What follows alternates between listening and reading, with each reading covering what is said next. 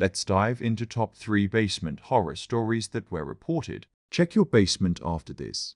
Rakish wiped sweat from his brow as he read the text again. Smell coming from basement. Can't sleep. Something's dripping. It was an old building. The kind that always had problems. Mold, rust, rodents. But this one had something else.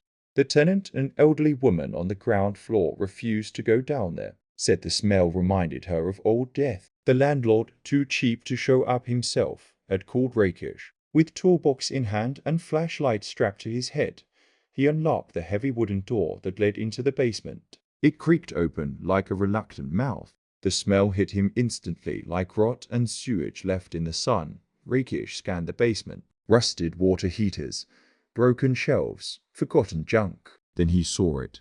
A section of wall covered by an oddly clean tarp. Pulling it back revealed a sealed hatch, bolted and corked shut. Not part of any blueprint he'd seen. He hesitated. Then curiosity won. It took 20 minutes to loosen the bolts. As the last one fell, a low hiss escaped from beneath. Then the hatch lifted on its own just a few inches. Using his inspection camera, Rakish slipped the flexible tube into the dark hole beneath. At first, just dirt and dripping pipes. Then something moved. A figure. It was pale. Skin stretched tight over limbs. It had no eyes, but it turned toward the camera. Then the screen went black. Rakish pulled the camera back, trembling. The cable had been severed. He packed up, ready to leave. But something called to him. Literally, from the open hatch came his own voice, softly repeating, "Don't go yet. Help me." He stared into the dark. "Who's down there?" he called. Silence. Then, "I was here before you." His breath froze. The voice was layered his own tone, but also something else. A mimic. He slammed the hatch shut, but it didn't stay closed. Driven by dread and a strange pull, Rakish returned the next evening with rope and lights. He descended through the hatch. The space below was not part of the original building. It looked older. The walls were stone, damp and bone-colored. He walked until the floor gave way into a wider chamber. Rusted chains hung from the ceiling. Old clothes. A child's shoe. Then in the far corner movement, a figure crawling slowly out of the wall. It had no face. He ran back toward the hatch, but something pulsed in the wall beside him. A wet, organic sound. The pipes weren't metal. They were veins. The entire structure was part of it. Alive. Breathing. It hadn't been waiting for help.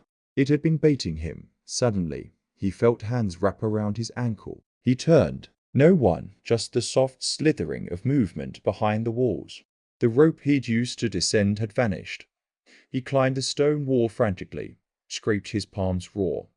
The hatch above wouldn't open. It refused to open behind him. Something whispered in his ear, his own voice again. "You're home now," Rakish screamed, pounding on the sealed hatch. Above, the tenant slept peacefully. The smell was gone. What do you think? Was it a trap or something else? Comment your thoughts. The second story began with Samar, a sound engineer guy who spent his life balancing noise, removing hums and mastering silence. So, when he found a cheap rental on the outskirts of Pune with thick walls and no neighbors, he grabbed it. There was only one oddity. The landlord's message was blunt. "Do not open the basement door. It's sealed for a reason." Samar laughed it off, but every night he heard nothing. Not the wind, not the creak of the house, not even his own breathing in the dark. It wasn't peace. It was unnatural. By the 5th night, Samar was dreaming of muted mouths, screams with no sound. He couldn't resist anymore. He broke the basement lock. It was a solid wooden door, unusually thick, almost too heavy for a normal home. Behind it, concrete steps led downward. He stepped down once and stopped. No echo. He stomped. Nothing. It was as if the sound died on contact. His own breathing stopped reaching his ears. The basement was covered in faded acoustic foam. Old recording equipment sat in corners, ruined by time. He clapped his hands. No sound. He yelled. No vibration. He turned on his portable MIC and playback headphones. When he screamed into it, the MIC read dB. Total silence. But when he hit record and stayed still, he heard something faint in the waveform. A whisper, "You shouldn't be here." Samar thought it was a glitch, a feedback loop, but each time he recorded silence, a new whisper appeared. "Stop. It hears you. Too loud."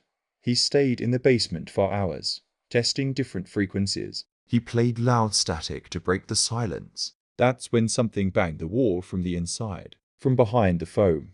He peeled back the foam in one corner. Behind it wasn't drywall. It was a thick, almost biological surface. It pulsed slightly, like breathing. He pushed. It moved. Something under the foam pushed back. It didn't want to be disturbed. That night, even upstairs, silence deepened. His ears began to ring from the sheer absence of noise. The next day, he returned with a crowbar. As he tore away more panels, the whispers became clearer. Now they were pleading. "Quiet. Please. It will come." He screamed in fear. The instant his voice echoed just once everything went dark. A shape moved through the foam. Fast. Inhuman. He ran toward the stairs, but his foot caught something soft and cold. Samar never left the basement. His recording gear remained MIC still on. It captures only faint breathing. Then, he's part of the silence now. Upstairs, the landlord locked the basement again. In the listing, one line stood out. "Please don't open the basement. It's sealed for a reason." What do you think about this story?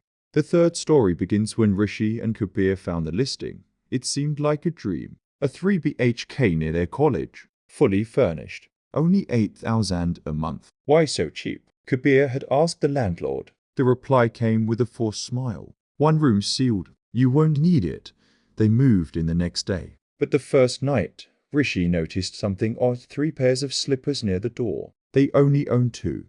The sealed room was in the basement, behind a warped metal door with 6 locks. Heavy bolts, as if to keep something in. After a week, Kabir grew obsessed. "It's not sealed. It's just locked." They picked the locks one by one. The door opened into a concrete room. No windows. A single mattress on the floor. The walls were covered in frantic scribbles scratched deep with fingernails. Words like "Don't forget me," "I'm still here," and a name, Anjali Sharma. They brought it out casually during rent day. The landlord's face darkened. There was a third tenant. She left. But when Rishi checked the lease agreement, they found something chilling. Under the tenant section, in faded ink. 1. Rishi Sen. 2. Kabir Verma. 3. Anjali Sharma. Rishi hadn't written it. Kabir hadn't either. But Anjali's signature matched the scratches in the basement. The crying started at night. It was never loud. Always low, like someone holding back tears. At first, Kabir dismissed it. Then he started responding, whispering things like, "It's okay and we won't leave you." Rishi confronted him. "She's just lonely," Kabir said. "She never had anyone. We're her friends now, from then on." He kept food near the basement door, and a third pair of slippers. They moved on their own. Rishi set up a hidden camera in the hallway. That night, he watched Kabir walk toward the basement, talking to no one. But the camera glitched right before he reached the door. The last frame before blackout, a third person standing in the hallway, long black hair, no face. Rishi confronted Kabir with the footage. "She doesn't like being watched," Kabir said. "She told me. The last guy who tried left her." Then he smiled. "But she found him again." Rishi decided to burn the mattress. He crept into the basement while Kabir slept. But when he lifted it, his hands came away soaked. It wasn't water. It was warm and thick. The scribbles on the wall had changed. Now they read, "Kabir stays. You leave." He turned to run, but the door slammed shut. He pounded on it. Kabir's voice came from behind. "She says you're not welcome anymore." Rishi managed to break out a basement window and escape. He ran to the police. When they arrived, the house looked different. No locked basement door. No scribbles. Just Kabir sitting alone, smiling. "This is a 2 BHK, the landlord told them. "Never been a basement here," but Rishi showed them the lease. It still had 3 names, and Anjali's signature was fresh. What do you think about these stories? Comment your thoughts.